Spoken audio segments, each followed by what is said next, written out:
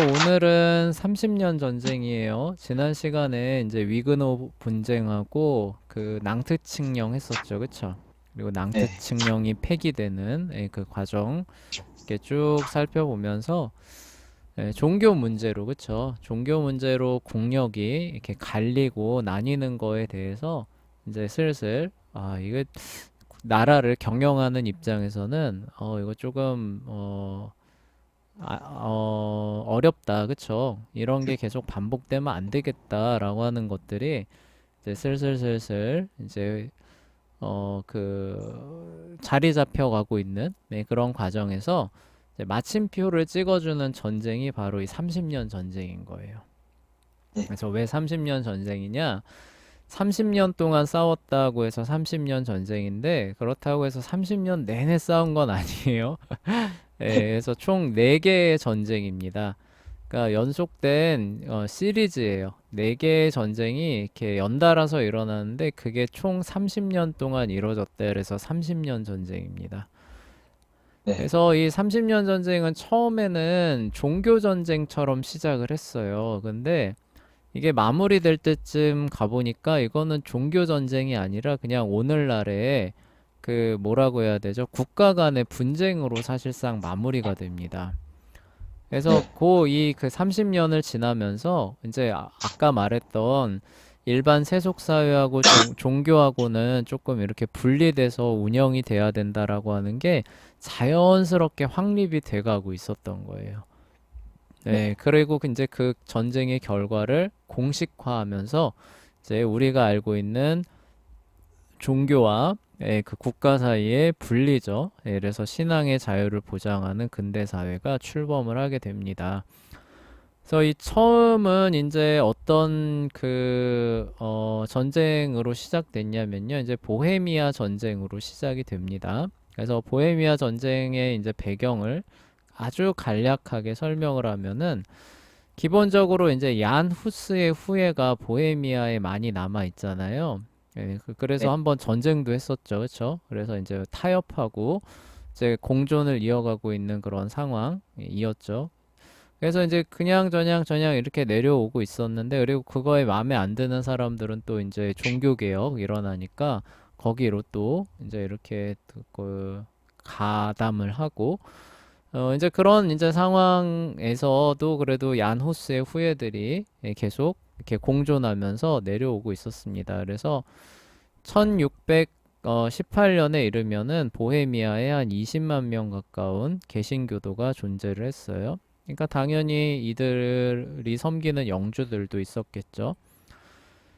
이들이 그래서 동부 유럽을 지배한 합스부르크 왕가의 골칫거리로 이제 나타나게 됩니다. 그러니까 합스부르크 왕가는 이 당시에 무려 그 스페인 왕실도 그 지배를 했었고 오스트리아 지역도 지배를 했었고 그다음에 신성 로마 제국 황제도 역시 그 등극을 한 상태여서 유럽의 이제 그 알자 지역 전체를 그 왕실이죠, 그쵸? 어, 그 혈연으로 그 유럽 그 프랑스만 빼놓고 거의 알자 지역 전체를 다스리는 그런 왕가였는데 여기가 이제 골수 카톨릭교도 집안입니다. 그래서 여기는 이제 카톨릭을 중심으로 해서 이제 왕실과 통치를 공고하게 하고 싶은 이제 그런 어, 생각이 있었던 그런 왕가예요. 그래서 우리가 앞서 살펴봤던 카를 5세 같은 사람 있잖아요. 그 네, 사람이 이제 요 왕가 사람이에요. 그리고 이제 요 합스부르크 왕가가 이제 혼맥으로 이제 이렇게 넓혀가다 보니까 그 자기 그 친척들, 그쵸?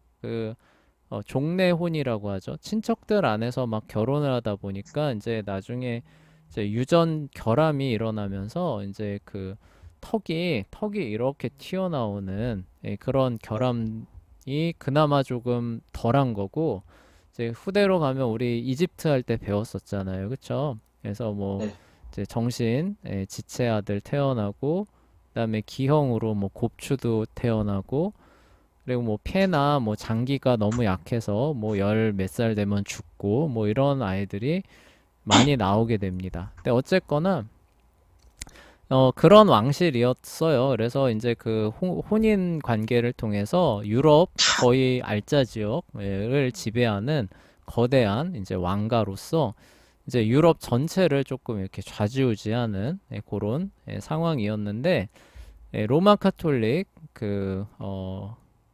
쪽에 서 있었던 그런 왕가입니다. 그래서 스페인 왕이자 신성 로마 제국 황제이자 오스트리아 왕이기도 하죠. 그렇죠? 그래서 명문가 중에 명문가예요. 그래서 카를 5세가 조카인 페르디난트 5세, 카를 5세의 조카인 페르디난트 2세가 보헤미아와 헝가리의 이제 왕이 되게 됩니다.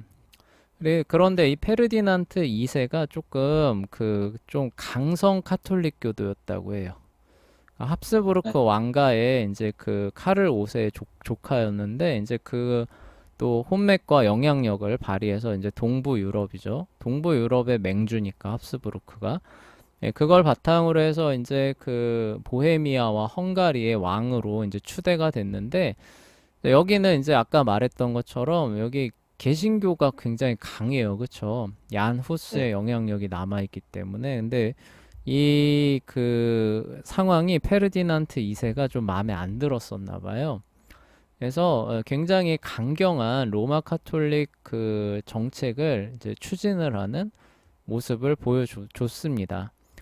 근데 여기 네. 사람들도 스코틀랜드 사람 못지않게 걸걸해요. 그쵸? 그래서 네. 전쟁까지도 벌였던 그 경험이 있는데 이제 이런 식으로 이제 그 황제가 이 사람들 생각에선 황제가 막 나가는 거죠. 아, 황제가 아니라 왕이죠. 그쵸? 예, 네. 왕이 막 나가잖아요. 그쵸? 그래서 이제 열받아가지고 이 그 왕의 보낸 사절이죠. 오늘날로 따지면 그 대사예요, 대사. 예, 그 대사가 있는데 열받아서 이 대사를 창문 밖으로 던져버렸다고 합니다. 아, 얀 후스 때도 똑같은 일이 있었죠, 그렇죠? 네. 예, 그러니까 이게 벌써 시간이 한 200년 지났는데 이 사람이 예, 안 바뀐 거예요, 그렇죠? 예, 근데 그때는 던진 사람들이 다 죽었는데 이때 던져진 사람들은 거기 건초더미 위에 떨어졌대요. 아주 아, 푹신하게 쌓여있는 이만큼 쌓여있는 건초더미 위에 떨어져서 그러니까 오늘날로 따지면은 왜 불나면은 에어매트 깔아놓고 거기로 뛰어내리세요 이러잖아요. 그쵸? 예, 마치 네. 그런 것처럼 거기로 떨어져서 상처 하나 입지 않고 그 도망갈 수 있었다고 합니다. 네. 예, 그래서 뭐 이게 한번 확인은 해봐야 되겠는데 이제 근데 던져진 사건이 이런 대사가 던져진 사건이 두 개밖에 없어서 이게 맞을 것 같기는 해요. 그러니까 떨어지면서 이제 이 사람들이 이렇게 기도를 했대요. 성모 마리아여 저를 뭐 보호하시고 구원해 주소서 하면서 떨어졌대요.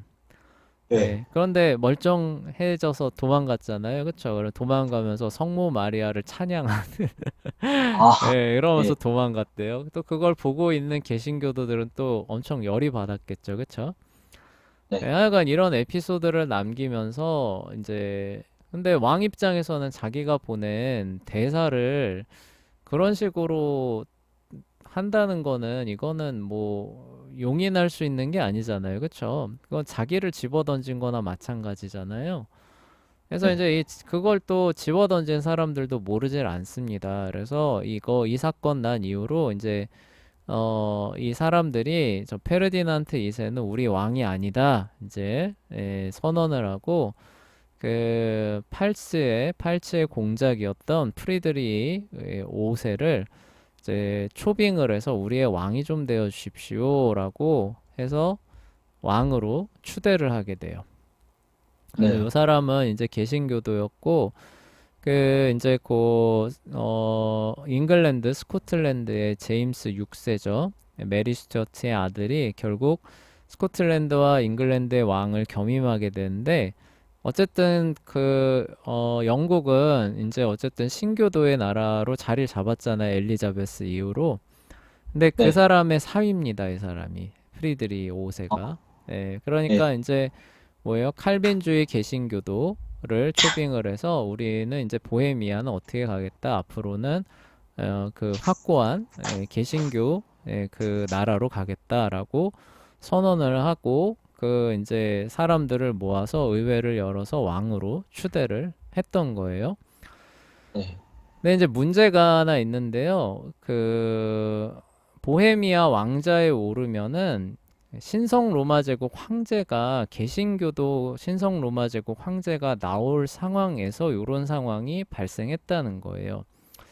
네, 왜 네. 그랬냐면은 이미 예전에 쭉 이제 그 내려오는 그런 과정에서 이제 그 황제 선출을 조금 이렇게 트러블 없이 하게 하기 위해서 선거권을 7명의 제후한테 나눠주고 그 사람들이 한 표씩 행사해서 황제가 되게 한다라고 했었던 내용 기억하시나요? 그래서 오히려 신성 로마 제국 황제가 황제의 권한을 가지고 자기의 그런 어떤 그 중앙집권화를 추구하기보다는 뭐예요? 자기 영지나 늘리고 왜냐면 어차피 내가 황제 권한 늘려봐야 내 아들한테 못 물려주니까 그쵸? 아, 네. 예, 그러면 다음 황제가 와가지고 내 아들 핍박할 거 아니에요, 그쵸?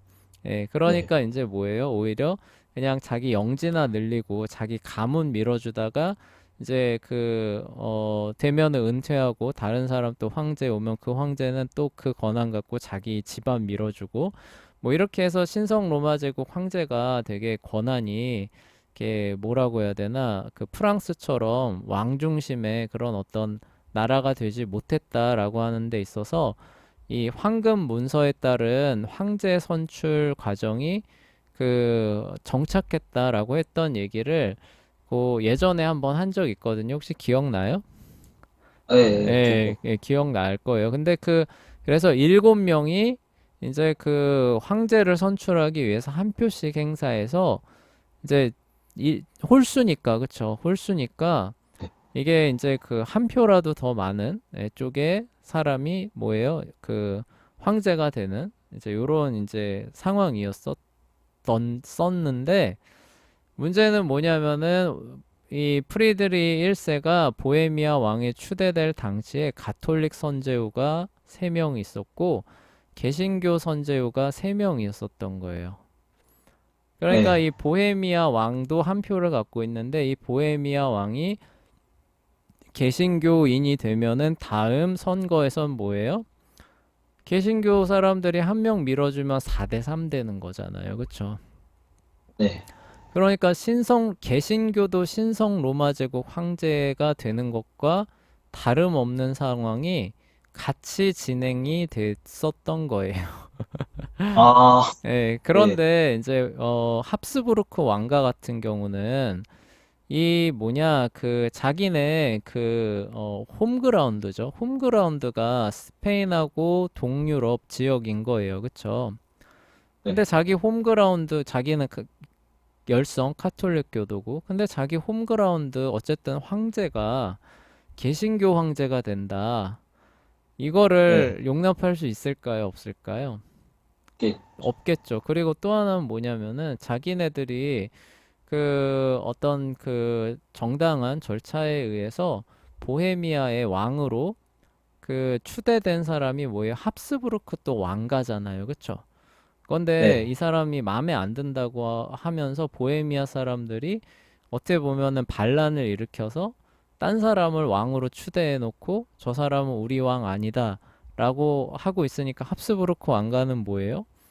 이거는 자기 어, 왕가에 대한 도전이나 마찬가지잖아요. 네. 네. 그쵸? 네. 네, 네. 그래서 이제 뭐냐 그리고 또 이제 상황 요땐가 요 뒤엔가 뭐 정확하게 모르겠는데 한 요때쯤 해가지고 이 보헤미아 왕이었던 또 요 사람이 그 신성 로마 제국 황제로 또 선출도 돼요. 예, 아, 그러니까 뭐예요? 이제 뭐 반란자를 또 토벌하는 또 명을 또 내릴 수 있는 그 위치를 요 전투에서 승리하고 나선가 승리하기 직전인가 그건 조금 헷갈리는데 하여간 그렇게 해서 이제 이 페르디난트 2세가 이제 그 합스부르크 왕가 쪽에 이제 힘을 얻어서 그 뭐라고 해야 되나 이거를 용인할 수 없는 이제 요런 상황으로 이제 진행이 됐던 겁니다. 네. 네, 그리고 여기서 이제 또 사위는 또 이런저런 그 장인이죠. 영국에서 이런저런 사정으로 인해서 또 못 도와주고 뭐 이렇게 해서 또 못 도와주고 이렇게 하다 보니까 거의 네. 홀로 그러니까 이렇게 해서 저희 자기가 왕 되면은 이 사람도 왜 계산이 없겠어요. 그쵸? 어디서 도와주고 어디서 도와주고 그러면은 황제가 좀 이렇게 황제나 합스부르크 왕가에서 자기를 토벌하러 와도 막을 수 있겠지 뭐 이런 생각 했겠죠. 그쵸? 근데 네. 정작 왕이 되고 나니까 어때요? 아무도 안 도와주러. 아, 왜 네. 그랬는지는 하여간 각자의 다 사정들이 있었던 것 같아요. 예, 네. 그러다 보니까 이제 홀로 이제 신성 로마 제국 황제가 보낸 이제 그 군대를 맞아서 싸우게 됐던 거예요. 그래서 이제 네. 뭐 전력이 이제 그 온전치 않으니까 이제 뭐 완패합니다. 그리고 이 틸리백작도 꽤나 명장이었다고 해요. 예, 그러니까 이제 뭐 저기 그냥 완패를 하게 돼요. 그래서 예, 프리드리 5세 이제 별명 있잖아요. 우리 저번에 얘기했었죠. 누구누구하고 뒤에 붙는 별명 있죠. 아, 그쵸? 예, 그 네. 별명이 프리드리 5세는 윈터 킹이라고 붙었답니다. 아, 예, 그러니까 겨울 동안만 왕했다. 그쵸? 그래서 네. 네. 왕했는데 뭐예요? 바로 이렇게 군대 와가지고 패배하고 쫓겨나고 다시 페르디난트 2세가 이제 재취임을 했거든요. 그래서 그 짧은 기간 겨울 동안만 왕이 됐다. 그래서 프레드리이 뭐 핍스 The Winter King 이런 식으로 예, 굉장히 수치스러운 별명이 붙었죠. 예, 네. 요렇게 이제 전쟁이 진행이 됐어요. 요게 이제 첫 번째 전쟁입니다. 그래서 팔츠 수복전이라고 하고요. 그 카톨릭 진영이죠. 합스부르크 신성 로마 제국 쪽이 완승을 한 거예요. 한마디로. 그렇죠? 네. 이제 요렇게 해서 이제 그 전쟁이 끝났는데요. 요 이후에 페르디난트 2세죠. 아마 요거 전쟁 이후에 황제가 된 것 같아요. 여기 써서 보니까. 예, 이 당시 이제 보헤미아 왕 되고, 그다음에 진압하고, 그리고 그 이후에 다시 이제, 그 선제후 지위가 이제 카톨릭 그 진영으로 넘어갔겠죠. 그쵸? 예, 네. 그리고 나서 이제 다시 선거를 하고, 자기가 이제 입후보를 했을 거고 그리고 왕이 됐을 거니까 황제가 되는 거는 아마 요 전쟁 끝난 직후나 아니면 전쟁 막바지나 뭐 이렇게 될 겁니다. 자, 하여간 그렇게 돼서 신성 로마 제국 황제가 됩니다. 이 페르디난트 2세가. 예, 그리고 나서 이제 어떻게 되냐면은 이 강경 정책을 신성 로마 제국 안에 그 적용을 해버리기 시작해요.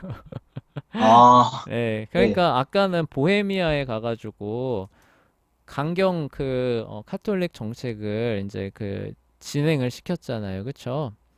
근데 네. 이번에는 이제 뭐예요? 신성 로마 제국 황제가 되고 나서 이제 신성 로마 제국 황제가 됐으니까 이제 그거를 어때요? 로마 신성 로마 제국이라고 하면 어쨌든 그 독일을 중심으로 하고 있죠. 그 지역에 확장해서 적용하는 이런 모습을 보여줍니다. 네. 그리고 이제 또 이런 거예요. 1차 전쟁에서 승리했잖아요. 승리했으니까 그때 개신교도 영주들 땅 막 뺏어가지고 이제 그 가톨릭 귀족들한테 분배도 해주고 그다음에 이 당시 전쟁하려면 돈이 많이 드는데 신성 로마 제국 황제는 사실 재정이 개털이었거든요.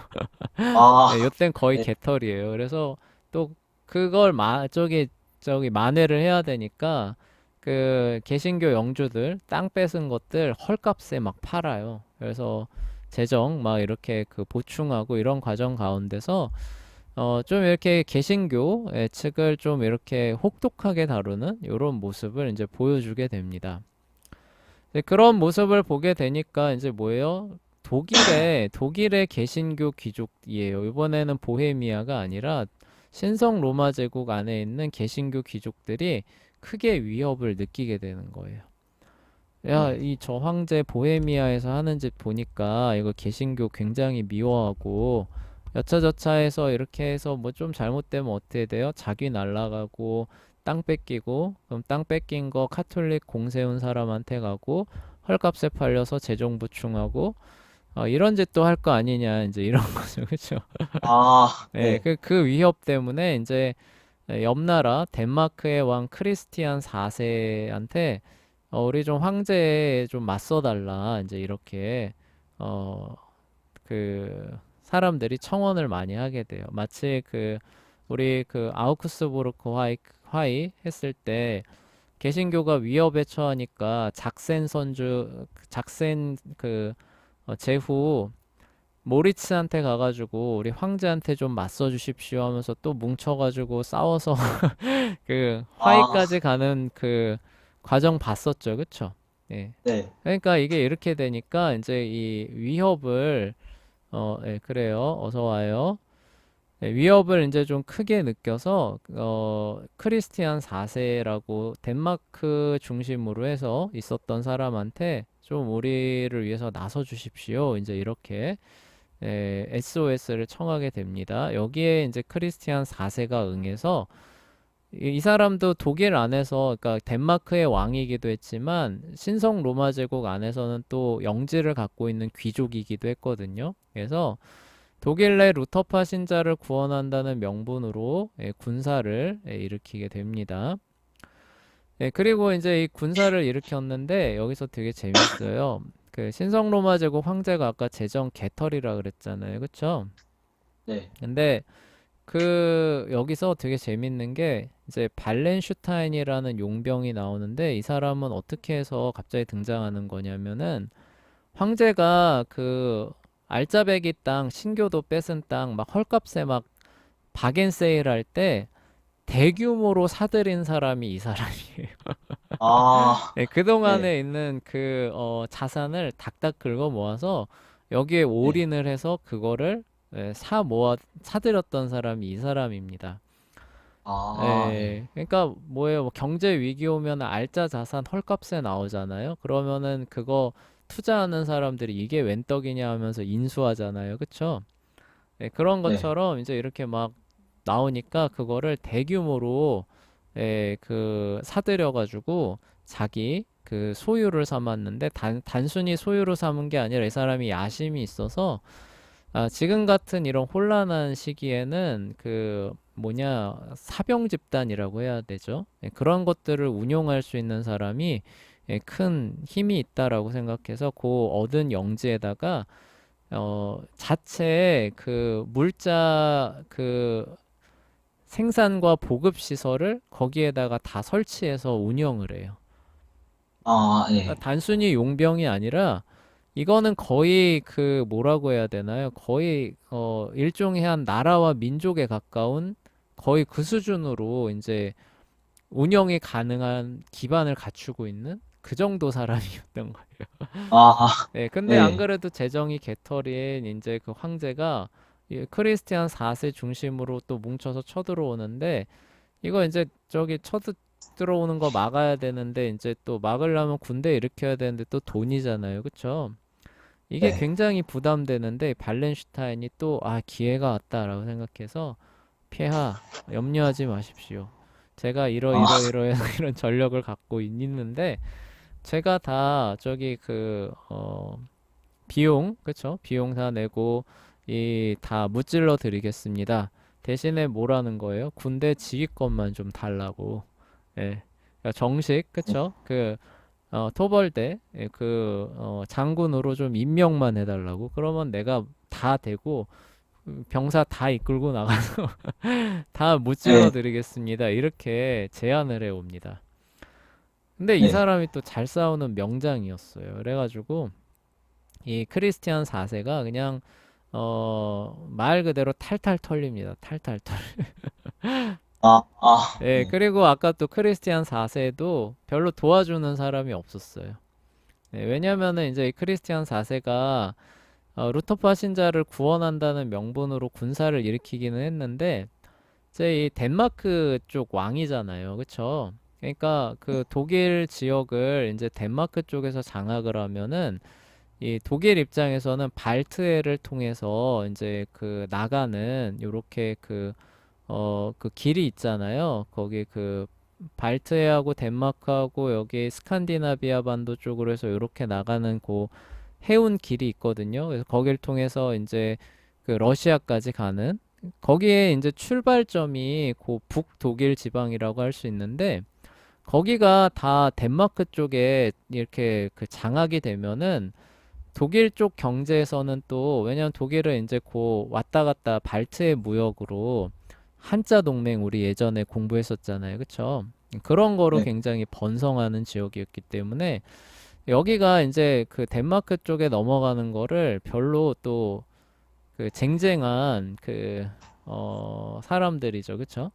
그 신성 로마 제국 안에서 영향력이 있었어요. 그래서 그 군대를 크게 동원할 수 있는 대영주들은 그래서 별로 여기에 또 가담을 안 합니다. 아, 예, 그래서 네. 또 이제 그 홀로 고립된 상태에서 이제 나름의 자급자족을 할 수 있는 그런 그 또 잘 싸우는 발렌슈타인 또 그리고 틸리도 또 와요. 이렇게 해서 싸우니까 그냥 뭐 말 그대로 완패를 하고 또 끝납니다. 네. 그러니까 황제 입장이 어떨까요? 안 어, 그래도 가혹한 정책을 폈었는데 네. 싸움을 두 번이나 이겼잖아요. 그쵸? 네. 네, 그러니까 요번에 이 그 가장 가혹한 것에 있어서 정점이라고 할 수 있는 복원칙령이라고 하는 거를 발표합니다. 아, 이 네. 복원칙령이라는 게 뭐냐? 여기 보면은 1555년이에요. 이게 아마 저기 아우크스부르크 화이쯤일 겁니다. 선생님이 확인을 안 해봤는데 봅시다. 1555년이잖아요. 그쵸? 네. 그러니까 뭐예요? 아우크스부르크 이후 화이 이후로 차지한 모든 땅을 원주인에게 돌려주라라고 하는 칙령이 내려온 거예요. 네. 그러니까 이건 뭐예요? 개신교가 공인된 이후로 소유권이 변경됐다라고 하는 건 뭐예요? 그러면 그 이후에 땅을 차지한 사람들 가운데서 개신교도가 있을 테니까 시간을 돌려서 개신교가 출범하기 이전으로 토지를 돌려놔라라고 하는 건 뭐예요? 토지 소유를 개신교 영주들한테 인정하겠다는 거예요? 안 하겠다는 거예요? 안 하기. 안 하겠다는 거잖아요. 그쵸? 그러니까 카톨릭 진영에 개신교 영주들은 몽땅 다 내놔라. 경제권 다 반납하고 앞으로 한마디로 개길 생각하지 마라. 이런 거잖아요. 그쵸? 그 네. 원천을 차단하겠다. 이런 거죠.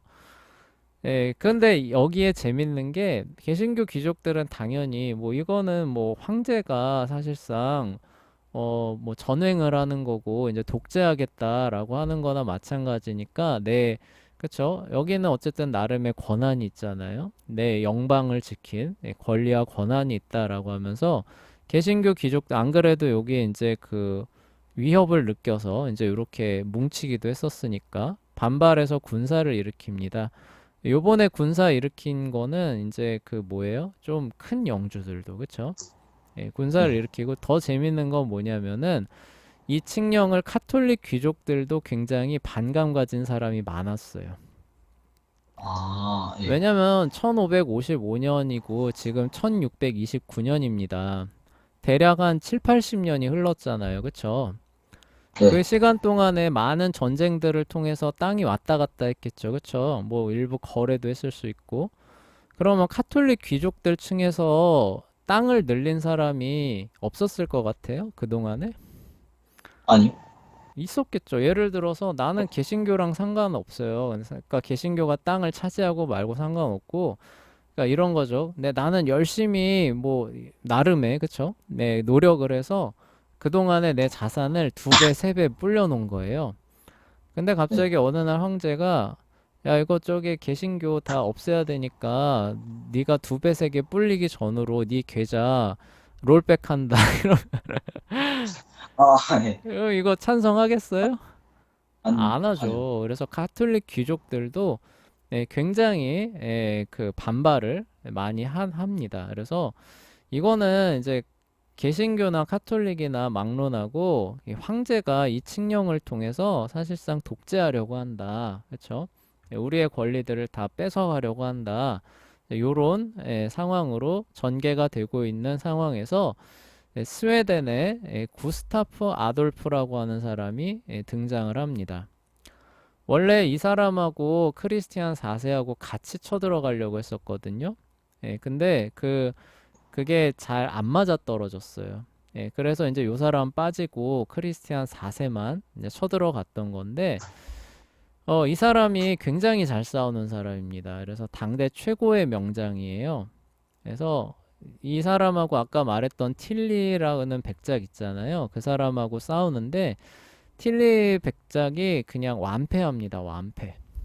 아, 예. 그러니까 틸리 정도 사람하고는 게임이 안 되고, 그리고 나중에 이제 요 발렌슈타인 있잖아요. 그쵸? 그래서 이제 네. 처음엔 틸리를 보내요. 요 아돌프가 쳐들어오니까. 틸리를 보내는데 틸리가 완전히 그냥 괴멸해버립니다. 그리고 결국 거기서 얻은 그 상처 때문에 세상 떠나요. 그러니까 이제 어떻게 발렌슈타인을 다시 불러서 야, 네. 네 가서 좀 막아봐라 라고 하니까 발렌슈타인이 봐서 아, 이거는 답이 없다는 거예요. 그래서 어떻게 아, 하냐면은 싸우면 안 된다. 그래서 스웨덴의 최대 약점은 보급에 있다라고 생각하고 빙빙빙빙빙빙 돌리는 거예요. 그래서 뭐예요? 진을 빼는 작전. 우리 한니발 쳐들어왔었을 때 로마에서 야 저런 괴물하고 싸우면 안 된다라고 해가지고 최대한 안 싸우는 청야 전술 썼던 거 기억나시죠? 그쵸? 네. 기억 안 나요? 하여간 그거랑 비슷한 상황을 연출했던 사람이 이 구스타프 아돌프입니다. 네. 그 왜 그렇게 이제 잘 싸웠느냐라고 하냐면은 이제 그 기병의 역할하고 그다음에 화약병기 있잖아요. 예. 네. 요거를 어떻게 잘 조합하면은 그 기존의 그런 어떤 전술과 전략을 무력화시킬 수 있는가를 잘 알았던 사람이에요. 네. 그래서 그거를 이제 잘 조합을 해서 이제 거의 무적에 그래서 뭐 로마 시대 이후로 가장 강군이었다라는 평가를 이제 받게 됐던 사람이 이제 쳐들어와서 계속 그쵸? 이제 이렇게 쳐들어가게 되는데 이제 뭐 역시 명분은 개신교를 위해서 그쵸? 이렇게 쳐들어왔다라고 생각을 내세웠지만 그 이면에는 아까 말했던 이 발트해 있잖아요. 그쵸? 네. 그러니까 그 스웨덴이니까 스칸디나비아 반도잖아요. 그쵸? 요렇게. 그리고 여기 뭐예요? 덴마크가 이렇게 있고 여기 북독일 지방 있고 발트해를 거쳐서 여기 러시아 있잖아요. 그쵸?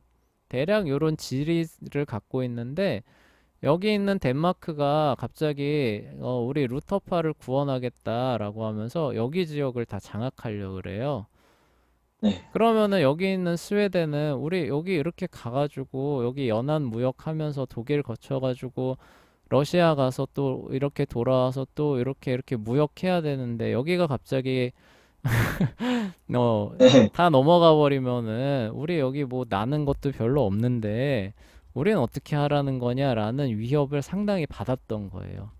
크리스티안 네. 4세가 군대를 일으켰을 때. 근데 아, 마침 깨지고 나니까 이제 뭐예요? 그러면 우리가 접수하지. 이렇게 되는? 이렇게 해서 여기 전체를 접수해버리면 우리는 이 발트해 전체를 장악하게 되고 우리 먹고 사는데 그 장차 큰 위협이 없게 되겠다 이런 판단도 했던 거죠. 네. 그래서 이제 구원하러 가는 측면도 있습니다. 그래서 아돌프가 어디에다 지원을 해달라고 요청했냐면은 프랑스에다 재정 지원해달라고 요청을 해요. 그러니까 아까 네. 말했던 것처럼 보급이 가장 큰 문제였기 때문에 그러니까 우리가 잘 싸울 수는 있는데 원정 가는 거잖아요. 그쵸? 근데 네. 거기 그 원정군에서 쓸 물자를 저 황량한 스칸디나비아 반도에서 가져오는 거는 안 된다는 거예요. 그쵸? 그러니까 누군가 지원을 해줘야 된다는 거죠. 그쵸? 뭐 뒤에서 네. 영국이 지원해주든지 뭐 누군가 해야 되는데 이게 뭐 없죠. 그쵸? 그래서 프랑스가 아니면은 그 역할을 해줄 수 있는 나라가 없는데 프랑스는 뭐예요? 카톨릭이라는 거예요. 그쵸? 네. 근데 카톨릭이 이 지원을 해줍니다. 왜 네. 해줘요? 아까 말했던 합스부르크 왕가가 동유럽에서도 날리고 있고 스페인에서도 날리고 있잖아요. 그쵸? 네. 그 사이에 프랑스가 지금 껴있죠. 그쵸? 네. 여기 두 개가 다 합스부르크 왕가예요. 왕은 아, 다르지만. 네. 그러니까 얘네들이 합쳐가지고 양동작전을 하는 것에 대해서 프랑스가 굉장히 사실 위협을 갖고 있었습니다. 그러니까 이번에 뭐예요? 스웨덴에서 쳐 내려오는 거를 지원을 해서 한쪽을 견제해주면은 프랑스는 어때요? 스페인 쪽을 견제할 수 있는 거죠. 그쵸? 네. 요런 계산 안에서 카톨릭인데도 지원을 해줘야겠다. 신교도 구원하기 아, 위해서 내려오는데 프랑스 내에서는 그런 생각을 하고 있었고 구스타프 아돌프도 프랑스에 지원 요청하면은 지원해 줄 것 같다. 이런 생각을 하고 있었던 거죠. 예. 예, 이미 어때요? 한 30년 가까이 오는 그 전쟁 진행 과정 가운데서 종교를 그쵸? 앞세우는 그런 차원이 아니라 뭐예요? 이제는 국가 간의 생존과 이득 이런 부분으로 국가 관계가 외교 관계가 재정립되는 모습이 벌써 이렇게 나타나고 있었던 겁니다. 자연스럽게. 네. 그래서 무슨 얘기인지 아시겠죠? 그쵸? 그래서 네. 이 전쟁을 하고 진행되는 과정 가운데서 자연스럽게 국가하고 저기 종교하고는 분리돼서 운영돼야 된다라는 게 사실상 공인되고 추인되는 과정을 거쳤다고 했는데 그게 요런 걸 의미하는 거예요. 네. 네, 그리고 이후에 전쟁은 어떻게 됐느냐? 구스타프 아돌프가 이제 연전연승을 하게 됩니다. 그런데 발렌슈타인도 그래서 이제 빌빌빌빌 이제 피하면서 돌아다니는 이런 상황이었는데 이 리첸 전투라고 하는 데서 아돌프가 전사를 해요. 네, 네. 그래서 이제 그 강화 조약을 맺으려고 하는 그런 상황에서 세 번째 전쟁이 마무리가 됩니다. 네. 그러니까 이게 재밌는 게 뭐예요? 프랑스가 이제 발등에 불 떨어진 거예요. 아, 무슨 얘기인지 아시겠죠? 그쵸? 야, 네. 이렇게 해서 저쪽을 견제를 해줘야 되는데 저희가 졌대요. 그래서 이제 네. 얘네 그냥 놔두면 어떻게 되는 거예요? 강화 조약 맺고 물러가면은 프랑스는 완전히 포위돼가지고 이제 카톨릭의 맹주는 저기 오스트리아나 스페인이 잡고 프랑스는 2등 카톨릭 국가 이렇게 될 것 같으니까 네. 그래서 지원을 해주고 있었던 거잖아요. 그래서 네. 여기가 이제 더는 안 되겠다라고 해서 더 늦기 전에 구원을 해줘야겠다라고 하면서 직접 참전을 결정합니다.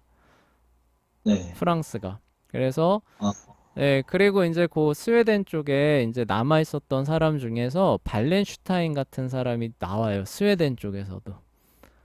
그래서 네. 여기가 갑자기 군세가 확 불어나요. 네, 아, 전사하고 끝날 줄 알았는데 프랑스가 옆에서 측면 지원을 해준 거죠. 군사를 일으켜서 측면 지원을 해주면서 또 거기에 또 발렌슈타인 같은 그 사병 집단이라고 해야겠죠. 사병 집단 같은 애들이 나오면서 여기 군세가 확 강화되면서 갑자기 전세가 뒤집힙니다. 네. 그래서 신교 측이 질 줄 알았는데 프랑스의 참전, 그 다음에 스웨덴 쪽에서 갑자기 전력이 강화되면서 그리고 또 신성 로마 제국 쪽은 이제 그 발렌슈타인 같은 사람을 이제 황제가 암살해 버려요. 뭐 이런저런 이유가 있습니다. 안에 트러블이 많이 있어요. 그리고 그때 네. 이후로 이제 맞아 더 강해진 적을 또 맞아 싸울 사람은 없게 되고 이러니까 이제 황제 군대가 이제 연전연파를 하게 되는 거예요. 그래서 네. 오히려 황제가 코너에 몰리게 됐는데 그래서 프랑스하고 스웨덴이 강화 협상 안 하려고 하다가 이게 저기 뭐냐 돌아가는 게 저기 심상치가 않은 거예요. 그래서 뭐 네. 오스만 제국도 이번 기회에 한번 좀 참전해 볼까 막 이런 어 네. 이러면서 뭐 무슬림의 그 원래 얘네 막 빈까지 가기도 했었잖아요. 그래서 이거 좀 재기를 좀 해볼까 하면서 막 이런 움직임을 보이니까 아유 안 되겠다 이제 여기서 저기 그 전쟁을 끝맺읍시다라고 하면서 베스트팔렌에서 평화 조약을 체결하고 전쟁을 끝내는 게 30년 전쟁이에요. 네. 이거 되게 방대하고 저기 할 거 많은데 진짜 엄청 압축한 겁니다. 아, 네, 네. 그래서 이제 그 결과가 뭐냐? 궁극적으로는 이제 그 신앙의 자유가 인정되는 거죠. 그쵸? 네. 그래서 카톨릭, 루터교, 칼빈주의라고 하는 세 선택지를 주고 믿고 싶은 거 믿어라 라는 것이 이제 그 확립이 된 겁니다. 그리고 이제 네. 요거를 기점으로 해서 이제 뭐예요?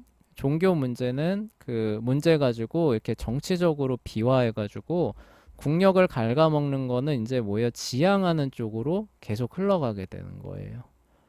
네. 예, 그리고 이제 프랑스가 그 유럽 전체를 에 큰 영향을 끼치는 강대국으로 발돋움하게 돼요.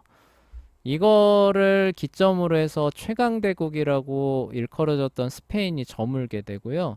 프랑스가 유럽의 중심 국가로 발돋움을 하게 됩니다. 그리고 신성 로마 제국 독일은 이제 저기 뭐냐 한동안 역사의 무대에서 퇴장하게 되는데 네, 네. 왜냐하면은 이제 그 워낙 많은 나라로 잘게 잘게 쪼개진 데다가 30년 동안 전쟁을 계속 전쟁터가 되다 보니까 인구가 3분의 1 가까이 줄어들었다고 해요.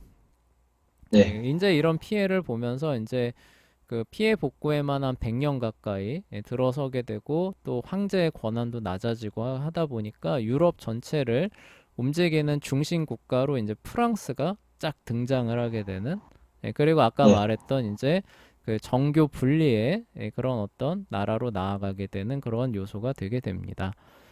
그리고 로마 카톨릭과 개신교 진영은 서로에게 상대방을 파괴할 만한 충분한 힘이 있다는 것을 알게 되었고요. 유럽에서는 공존하고 그쵸? 종교 문제보다는 정치 문제를 최우선으로 다루는 그런 사회로 나아가게 됐던 겁니다.